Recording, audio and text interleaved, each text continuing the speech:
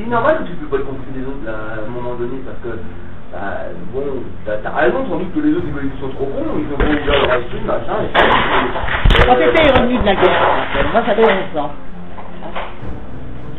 Quand on était content qu'ils reviennent, on avait été séparés 5 ans, bon, déjà, mais on n'a pas souffert, on a souffert un petit peu parce qu'il y a eu la pension, il y a eu un peu de choses, on a souffert de l'absence quand même, mais papa nous a jamais parlé, on lui a jamais posé de questions, mais pour la bonne raison, c'est qu'on est rentré tout de suite. Moi j'avais 15 ans, je suis partie au travail, je suis rentrée dans la vie active, je ne suis plus restée à la maison.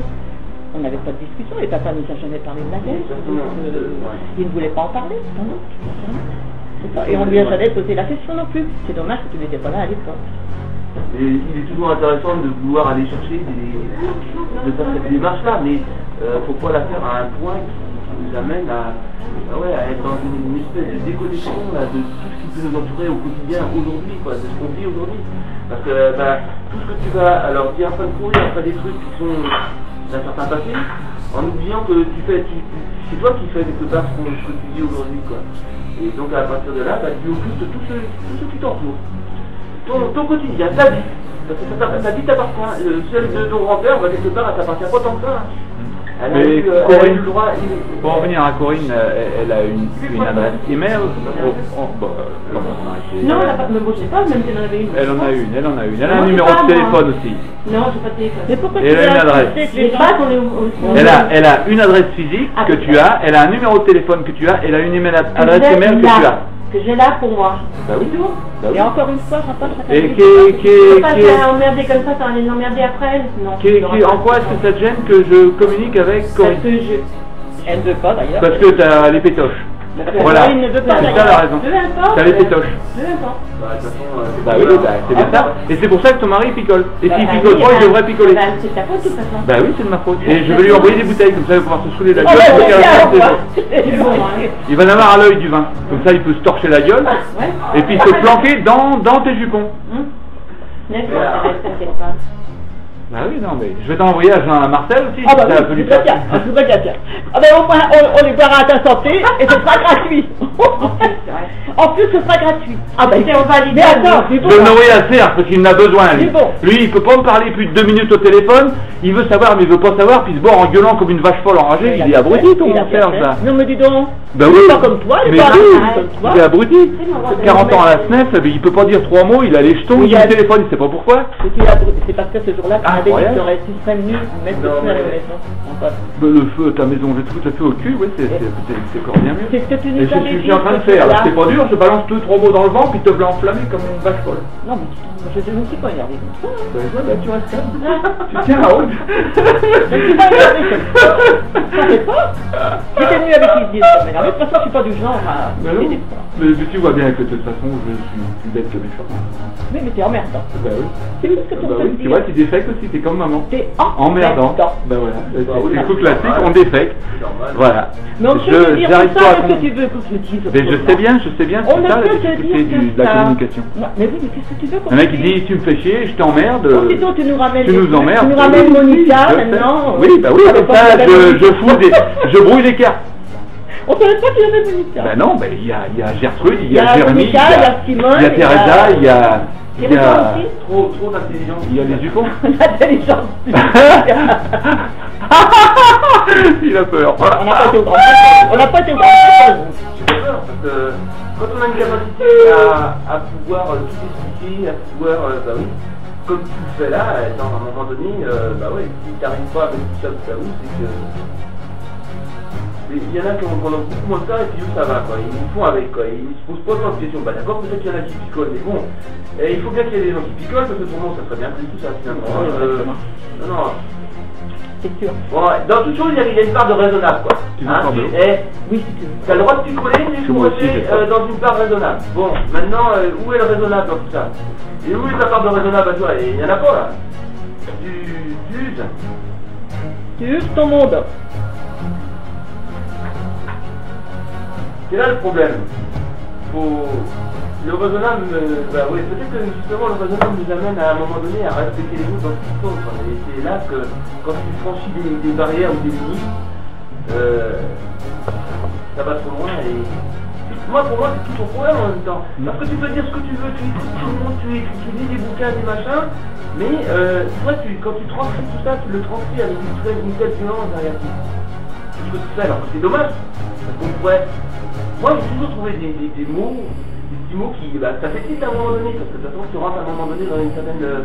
Bah ouais, ça fait réfléchir les gens tout le temps. Tu peux pas croire. Bah non, je suis convaincu. Quoi que tu dis, ça convaincu. Je suis oui, mais on ça va être détaillé, ça, tiens. Convaincu. Là, ça va être détaillé. Dans convaincu, t'as un contresens, quoi. Bah oui. Hein? Bah non, parce que si, parce que t'es con et t'es vaincu. Comment tu l'écris dans ta tête? CON, tradition. Voilà. Non mais vaudrait mieux être convainqueur. Convainqueur? Bah oui. Vaudrait mieux être convainqueur. Ah bah oui. Être convaincant. Enfin, dans tout ça, t'as essayé de m'énerver. Derrière con, il y a vainqueur. Pardon? Dans tout ça, t'as essayé de m'énerver, t'as pas réussi, alors tu vas-y arriver. Mais non, je sais très bien, il ne faut pas t'énerver. Par contre, tu as eu une réaction intéressante quand tu changes ton téléphone, tu veux plus que je t'appelle. Bon, bah. Et comme ça, je suis intéressé par toi. C'est comme ça, j'ai plus de téléphone de personne. Bah oui. Mais moi, en gros, ça me gêne pas. Enfin, ça me gêne pas. C'est dommage, mais bon, les gens ils veulent rester dans leur trou, bah moi. On n'est pas dans notre trou.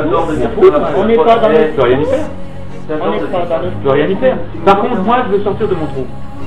Pour sortir de mon trou, j'ai besoin de certains éléments. À mon avis, pour une raison que j'ignore, j'ai besoin de contacter Corinne. Bon, ben, voilà, je veux contacter Corinne. Mais c'est pas qu'il a décidé comme ça, mais je vais pas encore. Mais je vous emmerde, si vous voulez pas. Chaque affaire, c'est pas dur. Mais je vous ai imposé quelque chose. Mais je vous impose rien du tout. Je dis, vous avez, une clé que moi j'ai besoin. Et la clé, c'est l'adresse de Corinne, email, téléphone, n'importe. Moi j'ai besoin de ça. Et puis, je vais l'avoir, de toute façon. Tu diras à Marie-Clé, demande à Corinne si elle a envie de me parler et si elle. Mais j'ai déjà demandé.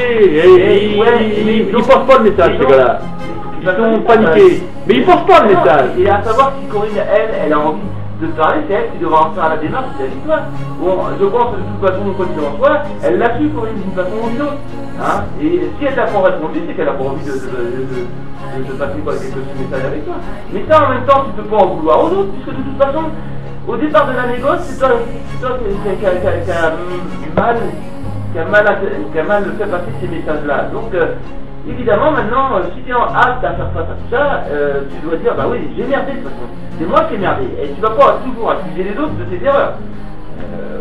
Aujourd'hui, si tu es en phase avec tout ça, tu te dis, bah ouais, excuse-moi, j'ai dû merder, et tu dois t'y prendre autrement pour pouvoir communiquer avec les autres.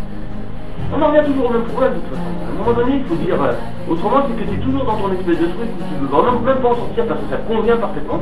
Et bien, si ça te convient, bah non, il faut arrêter l'activité aussi des autres. Hein. Parce que nous, ça nous convient pas. Non. Ben non, je vois bien, t'es enfermé dans ton trou, tes enfants sont enfermés dans le trou. T'es en train de me dire que tu protèges tes enfants. Tu protèges rien du tout. Mais tu protèges tes enfants, ta femme, je sais pas, d'une menace nucléaire qui va leur arriver. Autrement dit, tu me vois moi comme une menace. Mais tu es largué de la pendule, mon pauvre homme. Tu protèges pas tes enfants, t'es en train de les enfoncer dans la merde. Et moi, mes enfants, je leur lève la tête de la merde, je dis regarde le monde. Allez, va. En réalité, non mais tu abrutis toi. Mon fils, moi, il est venu chez toi, je l'ai pas empêché. J'ai dit va voir Jacques, va voir tout le monde. Tu peux même pas voir tes enfants, mais arrête donc. Thomas, demain, s'il veut négocier avec toi quoi que ce soit ou s'il veut t'écrire, il fait ce qu'il veut. Et j'ai jamais. T'es un ours. Eh ben ouais. Mais non, attends. Les ours ils font ça, ils protègent tous chez eux. Oh j'ai peur du grand vaste monde. Oh attends, ils sont comme les léons. À aucun moment. Oh non, je sais pas. Oh j'ai peur. À aucun moment. Les mecs qui sont pas peur, ils s'ouvrent au monde. Ils disent tiens, fais-moi voir. Mais non. Je vais voir, je vais toucher. D'accord. Les ours ils se planquent. Je prends ma Kalachnikov, je tire sur tout ce qui bouge. Ouais. Mais tu vas brûler toi. On va te bombarder la gueule, on va aller comme à Berlin. On va détruire toutes les briques. Ça a été à Berlin d'ailleurs. On va tuer tous les gens, tous les enfants, et puis après on va créer l'Europe des boules. Mais les gars, c'est la condition humaine, mais sortez de votre trou. Ouais. Mais sortez de votre trou, c'est pas la peine de venir me vomir sur la gueule, j'achète plus. T'as raison, faut pas acheter. Si c'est pas bon, faut pas acheter. Mais de toute façon, ça n'empêche qu'aujourd'hui, Thomas, si demain il veut communiquer avec toi, à aucun moment, je n'ai empêché Thomas de communiquer avec qui que ce soit. C'est son droit. Hein. De toute façon, en plus, il est majeur. Alors je vais te dire, à deux points de vue là, tu te sur ma personne. Oh bah tes enfants, ils sont planqués chez toi, le Benoît, la Morale, je peux même pas les voir. Mais parce qu'eux, ils sont petits. Mais tu